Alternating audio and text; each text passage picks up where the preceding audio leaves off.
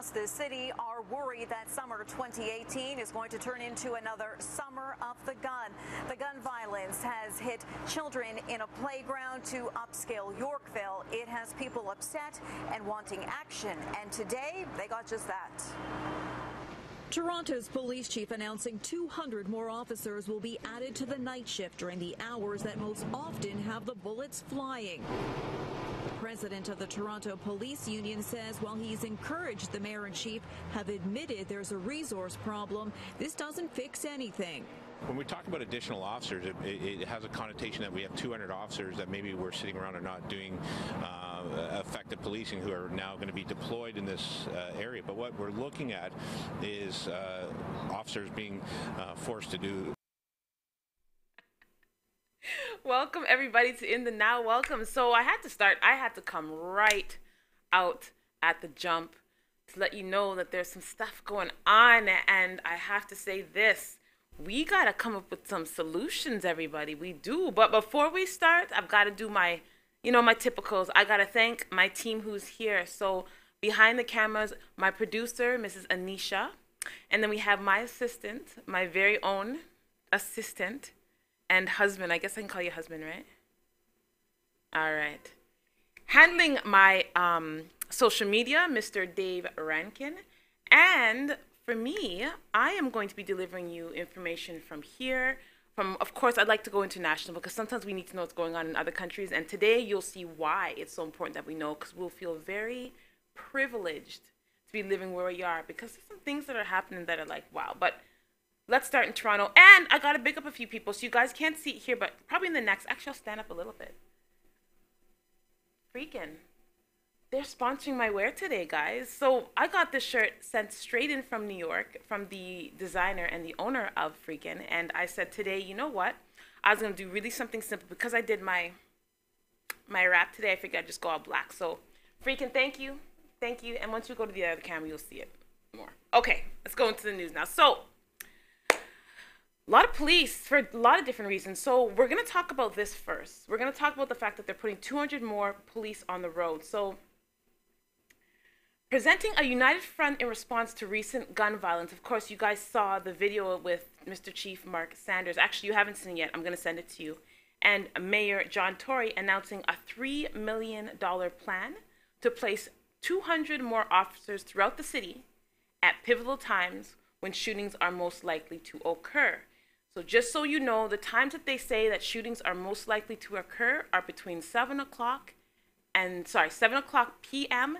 and 3 o'clock a.m. So those are the times that they've been, I guess, monitoring it to see when these shootings happen. But realistically, like, we all know a lot of things happen at night. Dark time when people can't be seen is better. It's like broad daylight are random, but they do happen still, especially lately in Toronto. So starting, I believe is it this Friday? Yeah, starting tonight, guys, Friday the 13th. Interesting that they roll it out tonight. And running for 8 weeks. Additional officers will be deployed throughout the city between 7 o'clock p.m., like I said, and 3 o'clock a.m. A President Sanders stresses will be intelligence-led and not a result of the police just flooding in. So actually, the very first video that was shot, that was courtesy of City TV News, of course. I like to drag them from these because sometimes they can get into places that I can't, or I can't yet, or I don't have the time to. But they do it for me, so it makes my life easy. Let's take a look at this next video, which is courtesy of The Star. And this is actually Mr. Mark Sanders talking about this initiative that they're about to start doing.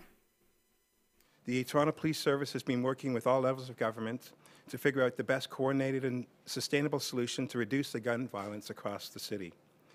Today's plan is a coordinated effort with City Hall, and I'd like to thank the Mayor and his team for working with Toronto Police and myself, as well as other city agencies and CCHC as we launch our gun violence strategic plan. This plan will include adding more frontline resources during certain days between the hours of 7 p.m. and 3 a.m. when most of the gun violence takes place across the city. This strategic plan will start next Friday, the 20th, and will go for approximately 8 weeks. And there will be continuous and ongoing evaluations to determine if any operations or reconfigurations of the plan need to take place. Our focus during this time frame will be intelligence-led with the intention of not saturating the neighborhoods, but to have our police officers focus on those very few who are motivated to have access and to use guns across the city. Together, working with the community and the various agencies, I'm confident that we will have successful outcomes. So I'm optimistic for sure that both governments are going to respond positively when it comes to funding for community initiatives and policing initiatives, and also that they're going to be receptive to the arguments that we're making about the contribution that toughening up and firming up the justice system will make to dealing with some of these challenges that we face.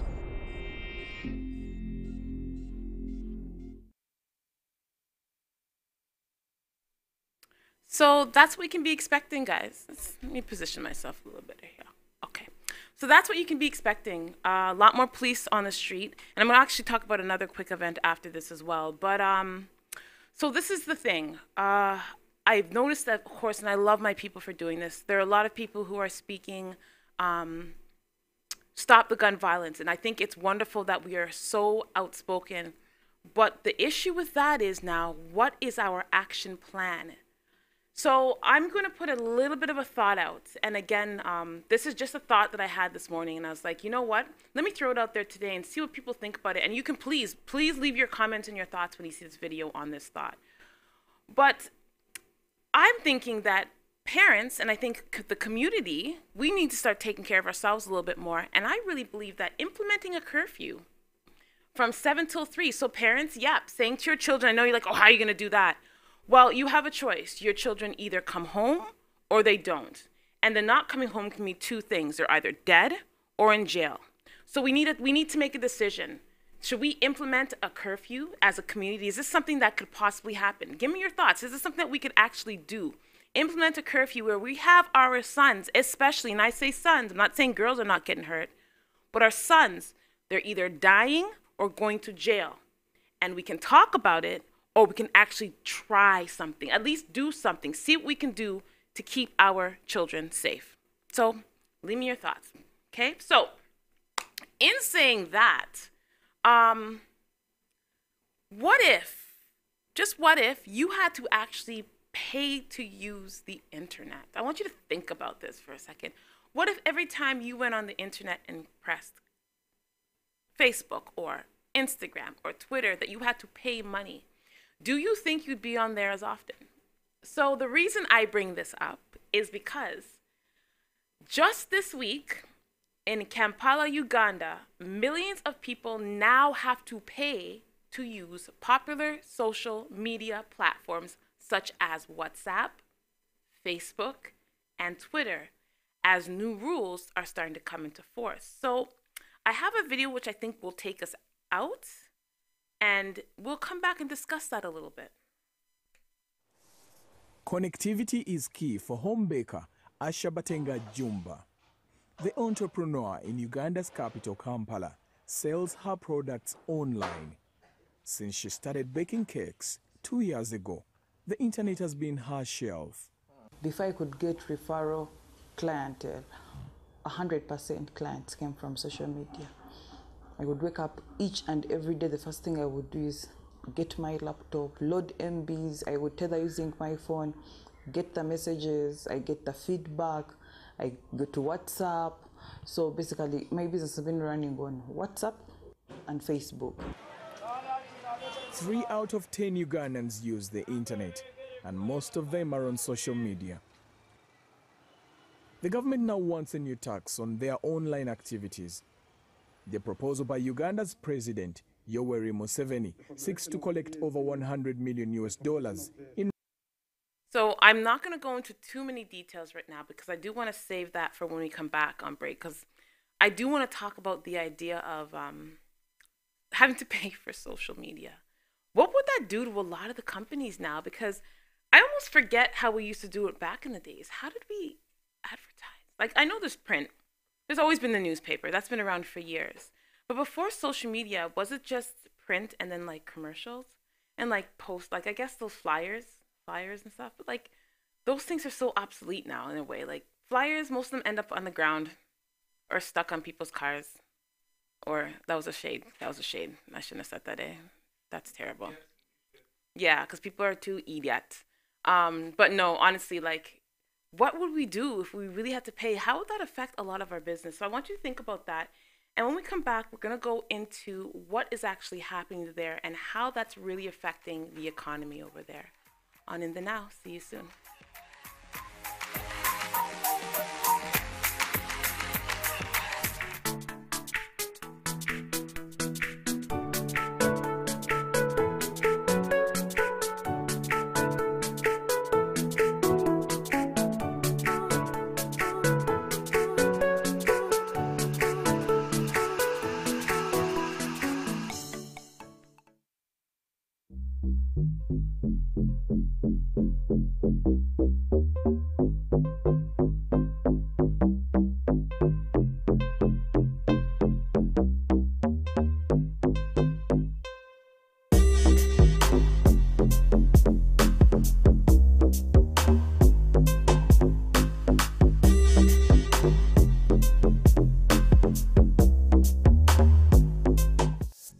Have what it takes to bring value to the community?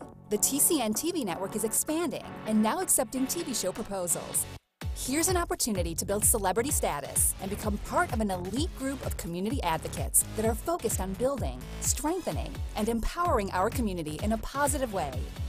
Are you interested in embarking on a new adventure? TCN TV is searching for people interested in opportunities to change the conversation and pave an unforgettable legacy. If you feel you have something of value to offer, send a written show proposal to shows@mytcntv.com.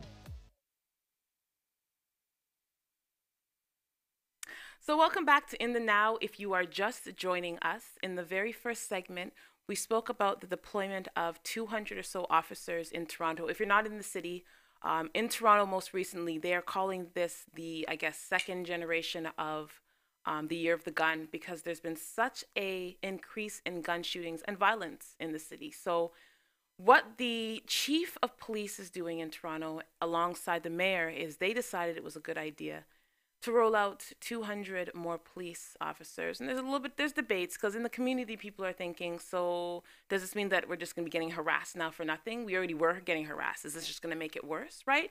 Which is a valid question. Also, we introduced a new topic as we were leaving the segment last. We started talking about what if social media was like a billable service? Like what if you had to pay to use it? So it's actually happening somewhere. In Uganda, they've actually imposed a new tax, which means that you have to pay daily to use the internet, right? So they pay in, what are they called? Not shingles, shillings. Shillings. Shingles, Dave, you didn't even help me out with that guy. I was like, yes, shingles. Shillings, jeez. So the new law also, they imposed a new tax of 1% on mobile money transactions.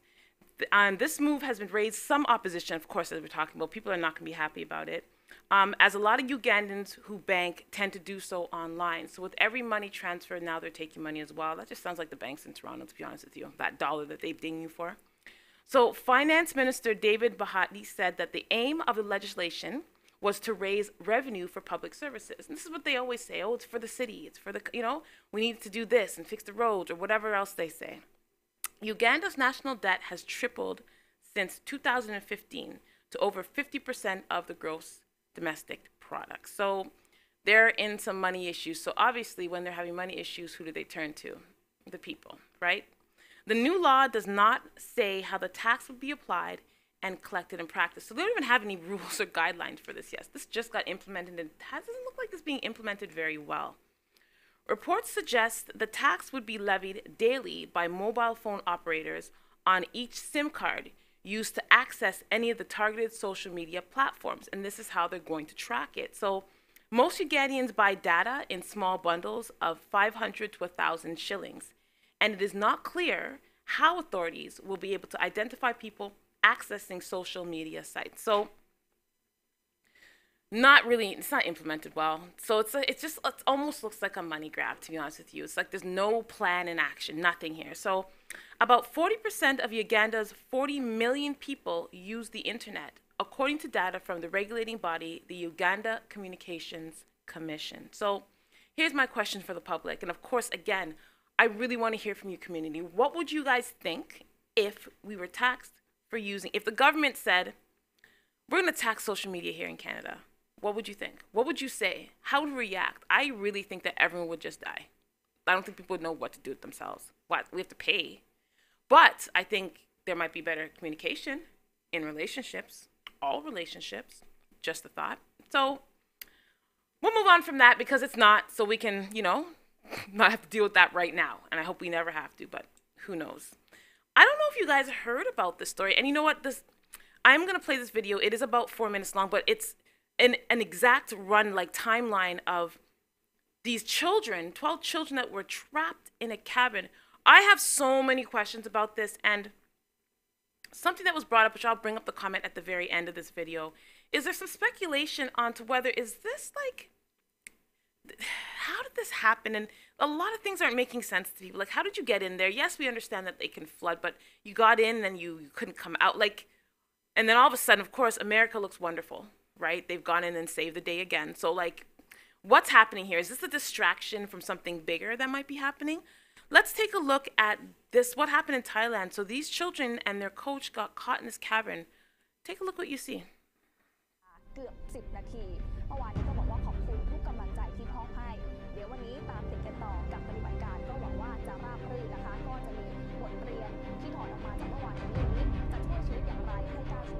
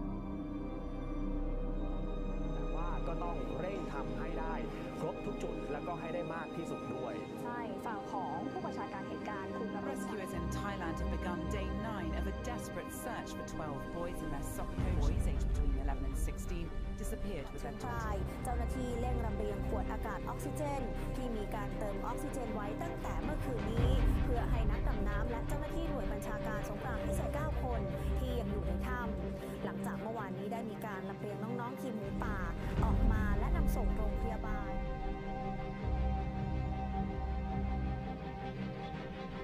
เมื่อวานนี้ทางอดีตผู้ว่าบอกว่าถือเป็นผลงานชิ้นโบแดงของทุกคนของทุกทีมเชื่อว่าหลายคนก็ดีใจเฮกับเรื่อง I'm really trying to understand how this happened. Like, I'm glad they're safe. I am. But, okay, I got one comment. So I got a comment and it said, I was looking at the photos and videos, and what these kids went through does not match the expression on their faces. It's true. Like, after 3 weeks, they look pretty clean. But again, there was water there. So maybe that's why they were clean. But, like, they didn't look hard up. Like, so, for instance, they were trapped for 3 weeks underground with no equipment to survive in these conditions. And when the medical team went in to treat them, they appeared to be in good health and looking like they're just chilling. So this person's like, okay, and here's the question I have for you guys. Like, this story, is this a real story? Is this just a distraction? Honestly, what's going on here? Is this a distraction? Is something bigger about to happen and we don't know because we're all paying attention to this story? I know a lot of people are like, oh, come on, this is just news. This is what's happening. It's what's happening right now. It's like, yeah, but they always, this type of stuff, like when they start hyping up the American Navy and Army and all this stuff, it's just always like, it's always that like question mark eyebrow, which I can't do because I'm not The Rock. But, you know, it's always that question, like what is really going on behind the scenes? So, all right. We're coming back home for my next topic, and actually in the next segment, which will be after our next commercial break, I'm going to have Ms. Brittney Channer, who is our social justice expert. She works with me also at Here to Help, but she has joined or found her passion, and her passion is her community, and her passion is finding justice for her community. So she is doing her pre-law work. She's looking to do her LSAT soon. This young lady is a force to be reckoned with, and I was so happy, and I'm even more happy now that people are starting to reach out to me more, and I appreciate that it's starting with my people in my core, but I want it to go out further. I want my community to know that you can reach out with your stories, and we're going to get them out there, because again, having this stuff out there and putting it out there is very, very important. Sometimes you feel like you're not heard, and you need to be, and we are here to listen and put that information out. In the next segment, we're going to have Miss Brittney Channer joining us. We'll see you guys soon.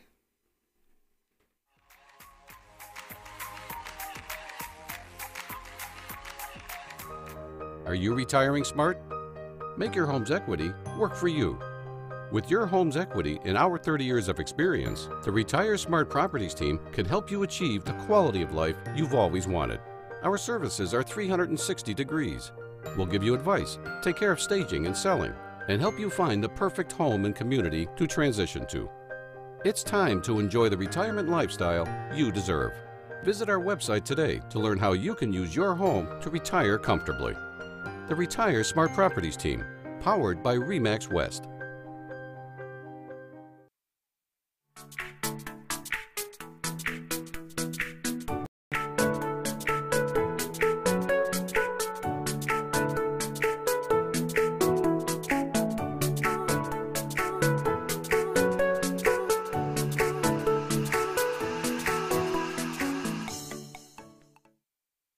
To work. But what about life for those tenants who live in the corporation's buildings? Critics claim that the corporation is doing too little to protect their health and safety. And as Victor Malarick discovers in this investigation, there are some who are living in conditions that can only be described as housing hell. A man named George Hallam lived and died here, alone, in this one-bedroom apartment. An apartment in this building owned by the Toronto Community Housing Corporation. His body lay undiscovered for days. Known to neighbors as Dirty George, he suffered from serious mental health issues. Unable to care for himself, he was basically left to rot in a pile of human filth. So welcome back. Again, getting this stuff out to you. So this story hits very close to home for a lot of people here in Toronto. And one person in particular wanted to speak on it because she's been having a personal experience with this. And she wants to get this information out there so that people can come to her if they need to, because she knows what she's talking about. I'd like to welcome to the show the one and only Miss Brittney Channer. Hi, everyone. Hey, Brittney, girl. How are you? Don't kill me, gay. Don't let me have to start singing. How you doing? You know, I'm doing all right. I'm doing okay. But I'm fired up. I know you are. So let's go right into it. So you did send me a bunch of stuff. And when I say a bunch, I mean, I'm sure you could have gone on some more. But there's some things we need to discuss. Let's talk about your experience, the conditions living. Because I have a couple videos that I am going to put up for people to see. But what are some of the conditions that people are facing in Toronto community housing? They're terrible conditions. And, some of the videos that you are about to show, describe these conditions right to the T. And I feel like people who are on the outside looking in, I don't think they really believe it. But this is all true. And this is exactly what's happening. There's no support. It's horrible conditions. All right. And I mean, it's terrible. And thank God that my conditions is not as severe as some of the conditions that are, described within the videos that you hear on the news. But my condition is pretty close to it, and it's ridiculous. And people need to know that this is how they treat people.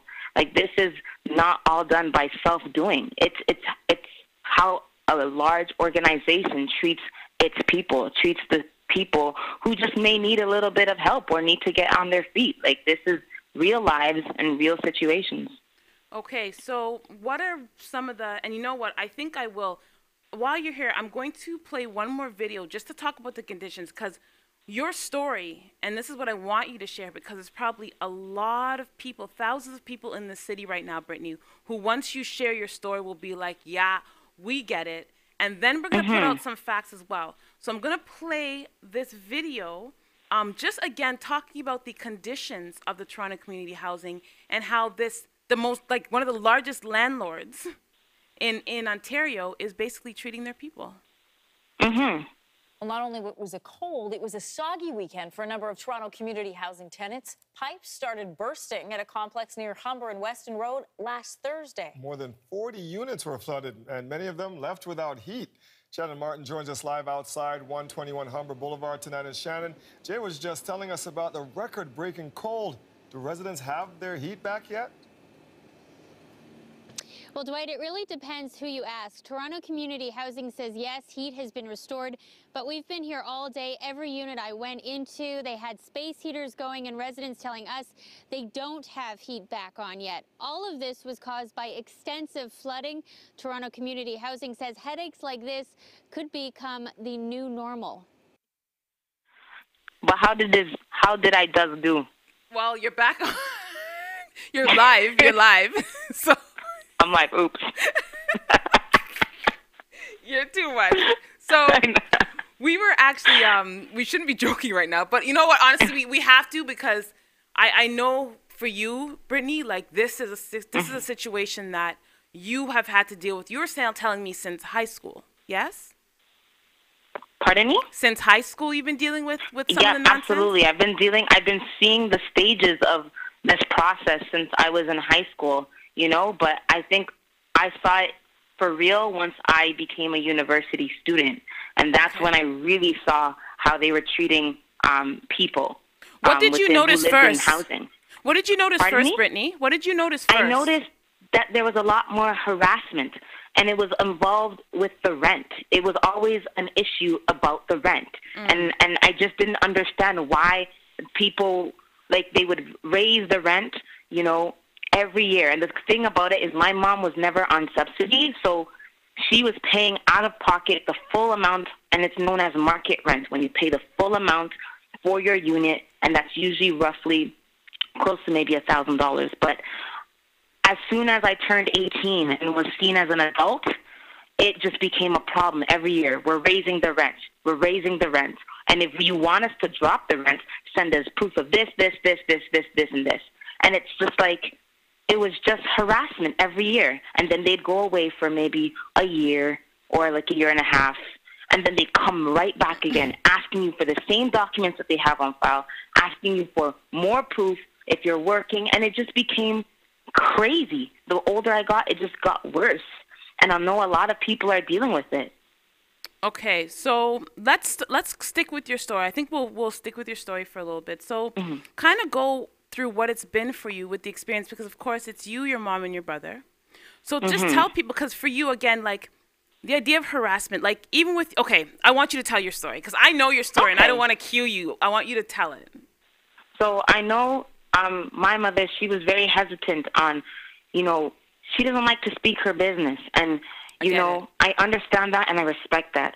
But how I see they treat a woman who has worked her butt off since she arrived in this country. You wanted to say ass, didn't you? I did. I really had to curb my my vocabulary because it's very like painful to watch. But for me to see someone who has hustled as hard as she has and worked hard as she has and paid her bills and paid her taxes, being the great Canadian citizen that she is, for me to see how a company treats her when in a time of need was really hard for me to watch. So, and it's hard for her to share, but I'm gonna share it with everybody on her behalf.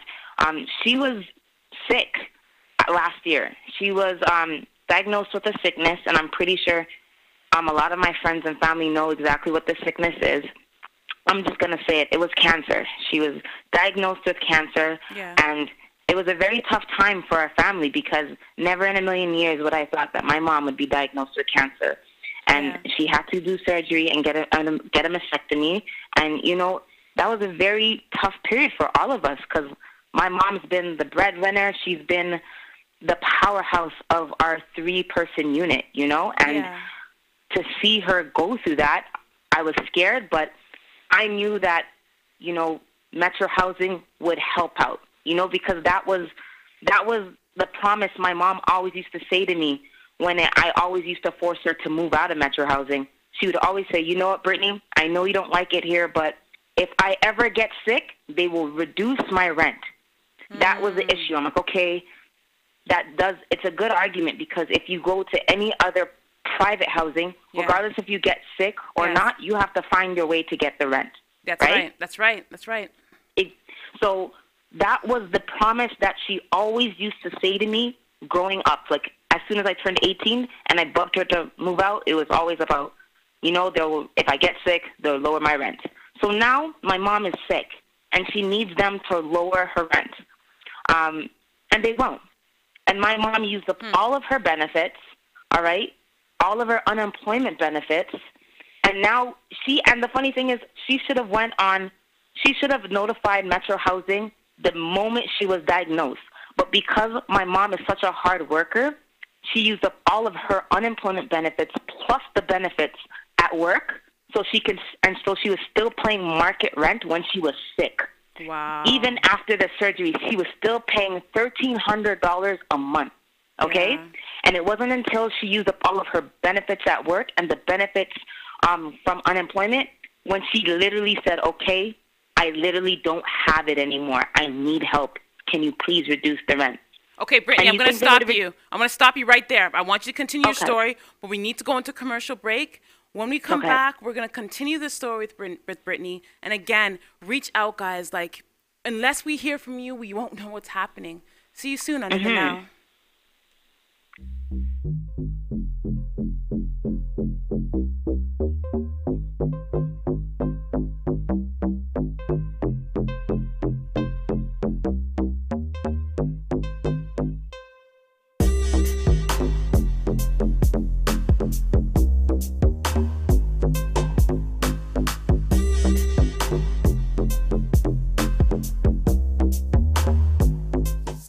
Have what it takes to bring value to the community?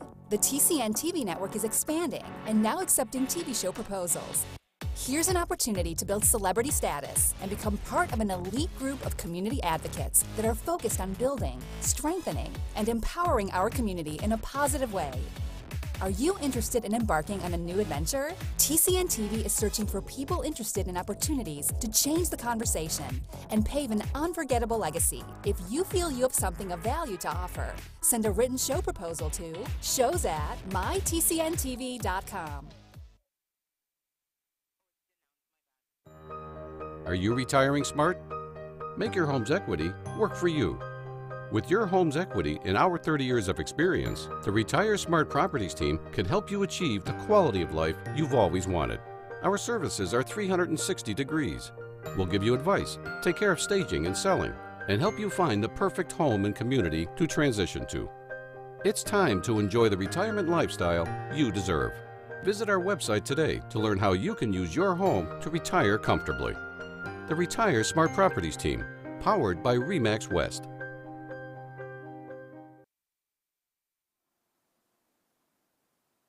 We must take care of the 110,000 families who call TCH buildings their home. We have to find a better way. The present funding model under which TCAC is operating is unsustainable. The company suffers financially and many tenants struggle socially. Buildings are deteriorating, repairs aren't happening fast enough, and the backlog reached a staggering $2.6 billion before the city began to seriously invest. But as I'll repeat in a moment, the city began to invest alone, and that's not sustainable either. The executive staff, they just don't care. They just don't care. And I think that there's a lot of corruption. When I say corruption, it doesn't necessarily mean money, but it's a lack of integrity. TCH is in charge of too many buildings, spread over too large an area, and which house too many people in need of various kinds of serious social support. And that these realities are beyond the capacity of the current organization to address effectively. So welcome back to In the Now, everybody. Thank you, thank you. I want you guys to welcome a special guest today that I have via phone, calling all the way from Windsor, our social justice expert, Mrs. Brittney Channer. And this is Brittney Camera. Brittney Channer. And wow. today, I know. You listen, you said renounce, so come out. Okay? Anyways, so today, we have to laugh, always. We have to keep things light at times, you know. But something I wanted to do, I want to let you people know, everyone who's watching, that Brittney has been talking about a situation that's happening, I'm sure, not just to her, but to thousands of people here in Toronto. And it's the conditions of Toronto community housing and the fact that these people are, A, not being held accountable for how crappy they are treating their people and how crappy they are, period. But they're also making people's lives a living hell by harassing them. And Brittney's been sharing her story. And before you go back into your story, I was wondering, because I remember you sent this to me, can you please give me the breakdown of the 3 types of rent for those who may not know about how those systems, how it looks with Metro Housing? How does that look?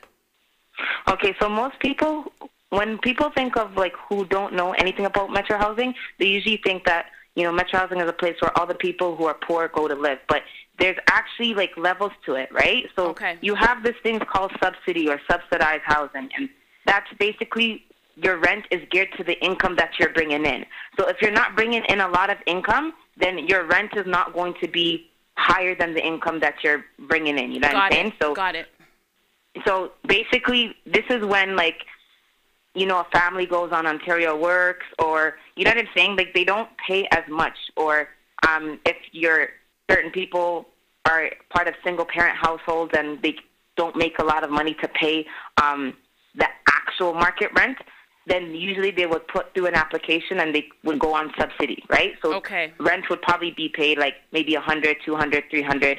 I've seen as low as $85. It depends on the situation. Okay. Right? All right. But then you have people who make a substantial amount of money, you know, full-time work, 9 to 5, but because of how much they make, they are right in the middle between, they basically can't afford private housing, and they make too much to go on subsidy, right? So they're right at the market rent. They would pay the full value of the house, which is like, depending on the people in your household, can roughly be around 800 to like, well, not 800, but let's say 1,000 and up. So roughly 1,500 and so forth. Okay. Depending on the more people that you have in your household. Okay. Right? But, okay. Yeah. Thank you. So go ahead. Yeah. Sorry. And then there's this one where the development of affordable housing, and that's usually seen in regards to the new condos that are going up in Regent Park. So they want people in the Regent Park area to be able to afford those condos, but I'm not too sure of the success of the Regent Park condos. Like, I would need someone who lived in the Regent Park buildings who are now living in the condos to reach out to me, because I need to see how smooth or how easy the transition was. What did they have to go through? You know what I mean? So I know that's what that market or that affordable chart level is for. Okay, so I know you're saying, like, with this transition, I know there's some work actually going on in your home in Toronto, too. Like, they've been doing some changes there. Are they thinking to do the same thing where they're moving people into these condos that were there, or are they just kind of are they kind of squeezing everybody out? You know what? In my opinion, I feel like they are misleading the community because they make it seem like they can come, like we can all just leave the Lawrence Heights area, and when the condos are done, everybody from the Lawrence Heights area are going to move back in. And that's not the case either. So there's a lot of people who continue to live in Lawrence Heights area under the assumption that once those condos are done, that it's an easy transition right into it. And I think that's where the failure or the message fails, because that's not true. It's not true at all.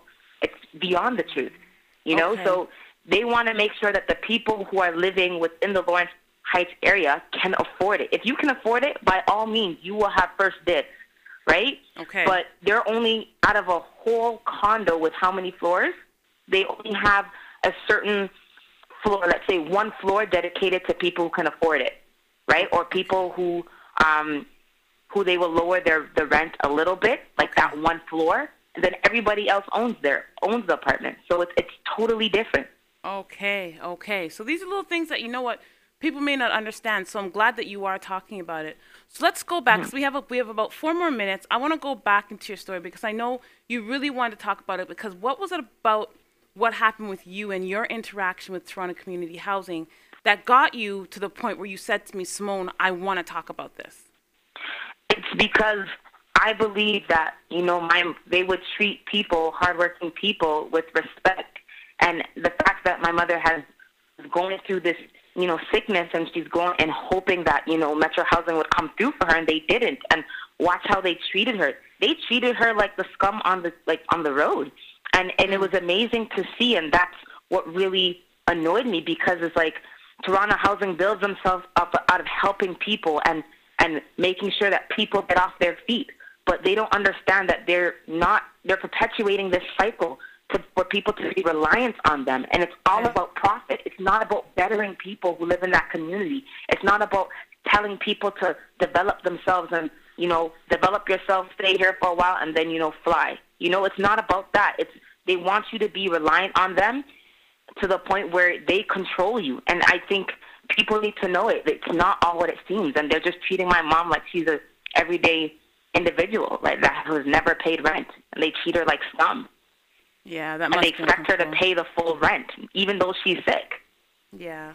I can only understand, like, I can only imagine how frustrating that might be, especially when that was the one thing that your mom was banking on with them, was that they would take care of her while she was ill. That's really unfortunate. She has to prove everything. They want all these letters. They want all these statements, everything. They need proof of this, proof of that. And it's just like nothing's never enough. So you know what? They might as well just say leave. I'm going to play devil's advocate a little bit here, just to say this. Do you think maybe that they've gone to these extremes, Brittney, because there are those few people who take advantage of the system, and because people are actually taking advantage of the system, they feel like they need to do this like stronghold on everybody? Absolutely. Okay. Because when my mom was dealing with the people, or some of the people they have in charge down there, and I'm telling you, they are, like, when I say down there, I mean at the, like, there's the Metro Housing office that you go to regarding your rents or repairs, whatever. But when she went down there to ask for some help, they all treated her like she was just scum. And I do believe it's because of those 1-2 bad apples who take advantage of the system. So now they're looking at people who come into these communities all the same. So they don't know that she's been paying her rent, market rent to be exact, since the day she moved in. They don't know that. She's never been on subsidies. She's never been on Ontario Works. And I'm not, you know, being disrespectful to people who need Ontario Works, because Ontario Works is for people who literally need that extra push and then come off of it. You know what I mean? Right. But there's people who take advantage of that. Yeah. Okay. So, you know what, Britt? If there was anything in our last minute, if there's anything that you could say to people about the situation, and pretty much about anything that has to do with social justice, how can they reach you, and what would you say to people more specifically about this situation?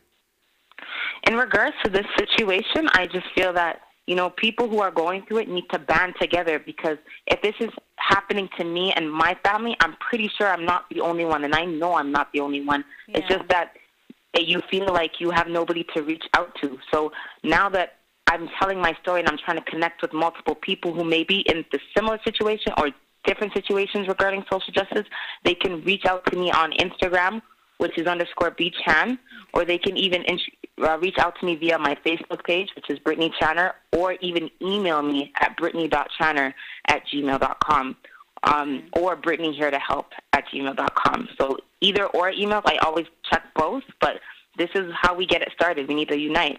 And they can just Google you now. Brittney's Googleable, guy.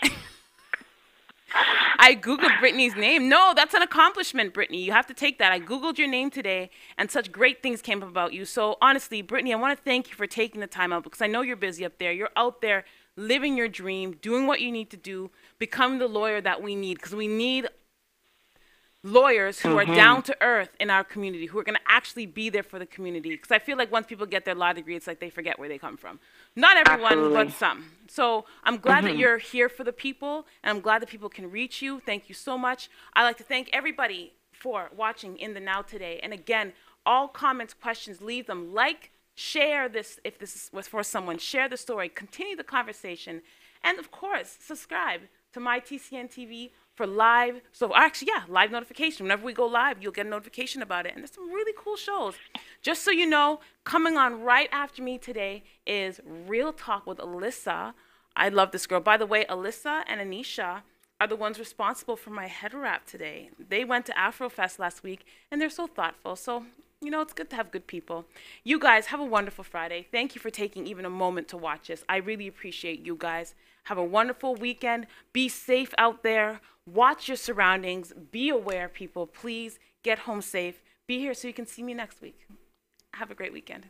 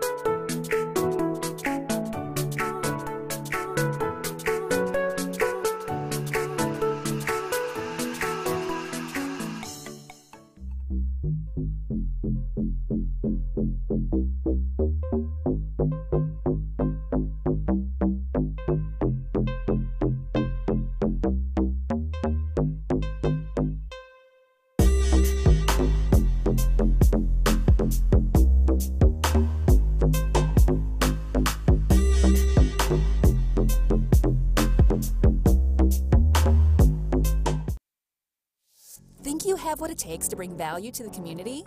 The TCN TV network is expanding and now accepting TV show proposals. Here's an opportunity to build celebrity status and become part of an elite group of community advocates that are focused on building, strengthening, and empowering our community in a positive way. Are you interested in embarking on a new adventure? TCN TV is searching for people interested in opportunities to change the conversation and pave an unforgettable legacy. If you feel you have something of value to offer, send a written show proposal to shows@mytcntv.com.